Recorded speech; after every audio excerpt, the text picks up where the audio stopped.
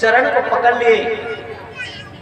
श्रुत स्वभुआ ने श्री कृष्ण भगवान के चरण को पकड़ लिए, कहने लगे मेरे पुत्र को आप मारना मत।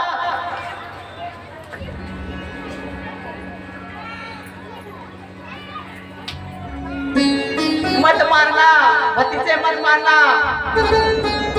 हाँ, मैं आपकी सेवा करूंगी, आपकी चरणों की पूजा करूंगी, मत मारना। देखो मेरे भक्त प्रेमियों, श्री कृष्ण भगवान अपने बुआ के पुत्र को चाहते तो कह सकते थे मैं जिंदगी भर के लिए नहीं छूंगा, मारूंगा भी नहीं, क्योंकि वो रिश्ता को नहीं देखा। आप लोगों को स्पष्ट करा देना चाहता हूँ, ये जग वालों, आप लोग रिश्ते, परिवार और चेहरा को देखने वाले, लेकिन श्री कृष्ण भगवान यहाँ किस प्रकार से जीवन बिताई आप यहाँ देख लो, समझ लो। कहा श्री कृष्ण भगवान ने कहा बुआ श्री, मैं ना ज्यादा से ज्यादा उनके 100 गलतियां को माफ कर सकता हूँ। बुआ श्री 100 गलतियां मैं माफ कर सकता हूँ, ज्यादा नहीं, मेरे में सब मैं सहन नहीं कर सकता, मात्र 100 गलतियां सहन कर सकता। अब यहाँ मेरे भक्त प्रेमियों, शिशुपाल गालियां दे रही है। श्री कृष्ण भगवान ने कहा तुम चोर हो, तुम माखन चोर हो, तुम भगोड़ा हो, तुम्हारे 16,108 पत्नियां हैं, क्या क्या गाली नहीं दी, तुम्हारा वर्ण नहीं है, तुम्हारा आश्रम नहीं है, न तुम्हारा कुल का पता नहीं है, अनेक प्रकार से गाली दी। तो कहा श्री कृष्ण भगवान ने कहा अब रुक जाओ शिशुपाल, अब रुक जाओ, मैंने तुम्हारा अपराध क्षमा करने का वचन दिया। 100 से आगे मत बढ़ना शिशुपाल। मेरे भाई, मैं तुझे बार बार बताने का प्रयास किया, तुम मेरे रिश्तेदार है, बुआ श्री का लड़का है, परिवार रिश्ते जुड़ा हुआ है, बार बार तुम्हें प्रयास किया बताने का, तुम सुधर जाओ, सुधर जाओ। शिशुपाल ने कहा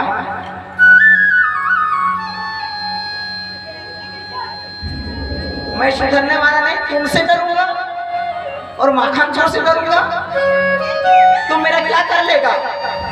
इस प्रकार से अहंकार में आके कहा। अंतिम में जब 100 गाली के बाद और गाली शुरू होगी तो श्री कृष्ण भगवान अपने चक्र सुदर्शन को प्रकट किया। चक्र सुदर्शन को प्रकट किया और कहा ये चक्र सुदर्शन शिशुपाल का वध कर दे और सिर से धड़ से शिशुपाल का होना पड़ता। श्री राधे राधे।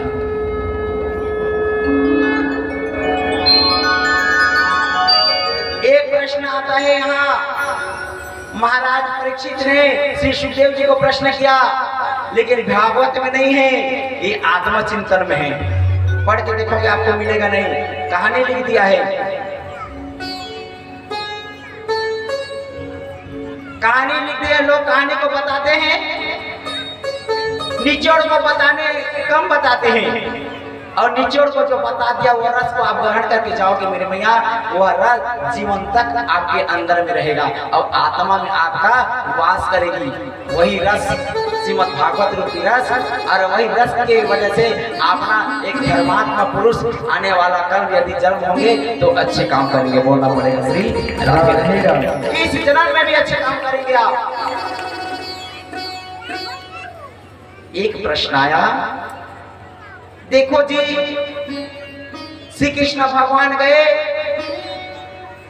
तो उनके हाथ झड़ गए और आंख झड़ गए। एक प्रश्न आता है कि कोई व्यक्ति को देख लिया ना, कहते हैं एक अच्छे व्यक्ति संत को कोई देख लेता है और उसका तबीयत खराब हो जाता है। सुन लो जग वालों, ये प्रश्न आपके हर मानव के मन में रहता है, पृथ्वी के समग्र पृथ्वी के मानव। आप लोगों को मैं यहाँ श्रीमद् भागवत यहाँ पर मैं स्पष्टीकरण कर देना चाहता हूँ। एक संत को देखते हो, यदि आपका तबीयत खराब हो जाता है तो आप संत को कह देते हो ये जादूगर है। बोलना पड़ेगा श्री राधे राधे। मैं बता देना चाहता हूँ श्री कृष्ण भगवान जादूगर थे, लेकिन किसके लिए जादू चली? एक गोपी के ऊपर जादू चली, जो गोपियां बस में हो गए, और एक दूसरा के ऊपर जादू चली तो उसका आंख और हाथ छड़ गए। बोलना पड़ेगा ताली बजाने।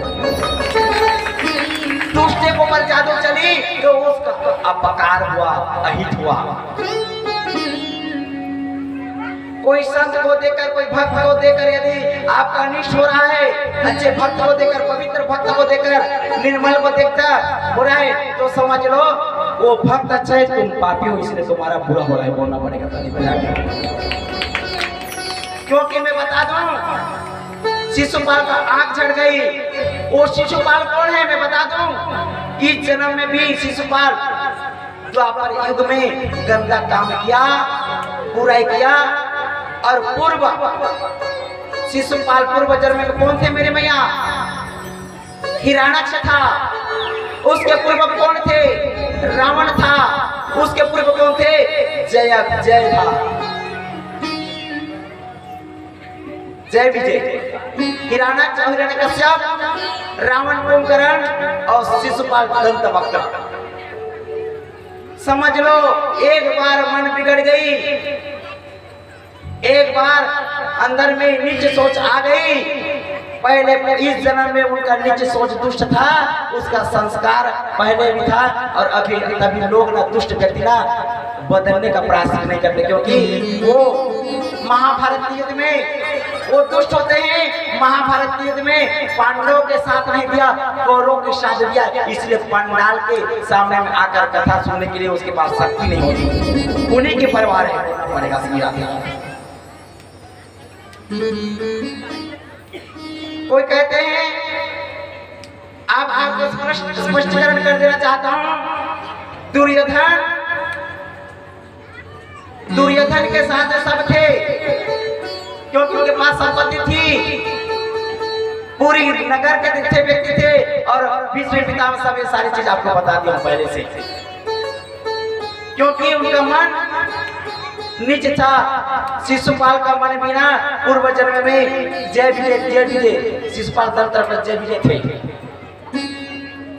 जैसे जय विजय थे मेरे मैया, इसीलिए कोई दुष्ट व्यक्ति अगर भक्त को देखकर, संत को देखकर अगर तबीयत खराब हो जाती है, धड़कन चालू हो जाता है, मतलब कुछ कारण की वजह से धड़कन या उसके शरीर में तकलीफ हो जाती है, तो उसको आप गलत मत ना ठहराओ, गलत दोष ना दो, क्योंकि तुम शिशुपाल के परिवार का ही वंश हो। ताली बजा के बोलना पड़ेगा सीधा। पूर्व जन्म में तुमने नीच सोच रखे थे, जय विजय नीच सोच रखे थे, सरकारी और संत को तुम तो नग्नावस्था में हो, और महालक्ष्मी के पास जाओगी, हरि के पास दर्शन करने जाओगे, हम जाने नहीं देंगे, हम द्वारपाल हैं। तो संकादियों ने कहा तुम्हारा सोच तो नीच सोच है। यदि माँ के पास जाओगे, नग्नावस्था में रहते थे मेरे भैया संकादियों, लेकिन उनके पास विकार काम नहीं थी। पहले भी उनके अंदर में नीच सोच था। जय विजय के अंदर में यदि नीच सोच रखोगे, दूसरे के प्रति घर में रहेगा, दूसरे के नीचे तो सोचोगे फलाना ऐसा है, और रात को उनके चारी करोगे, परिवार से चारी करोगे, पत्नी के साथ चारी करोगे, तो समझो आपका बुरा हाल ही होगा। इसमें ये प्रकृति का चक्र चलेगा ना, तुम्हें परमात्मा ब्रह्मा भी तुम्हें बचा नहीं सकते। ताली बजा के वो परमात्मा तुम्हें बचा नहीं सकते, क्योंकि मैं आप लोगों को, मैं इस जग वालों को संदेश दूंगा, तुम जितना अगरबत्ती जला लो, जितना पूजा कर लो, जितना आप तपस्या कर लो हिमालय में जाकर, लेकिन ऐसा सोच रहेगा ना, तो आपका कल्याण नहीं हो सकता। परमात्मा का ही संदेश बोलना पड़ेगा सीधा धीरे। क्योंकि प्रमाणित कर देता हूँ मैं यहाँ ग्रंथ में निचोड़ करके, शिशुपाल जय विजय थे।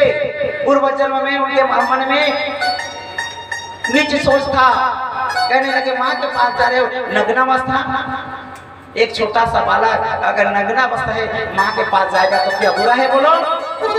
एक माँ, एक पुत्र, 5 साल का पुत्र अपने माँ के पास जा सकते कि नहीं?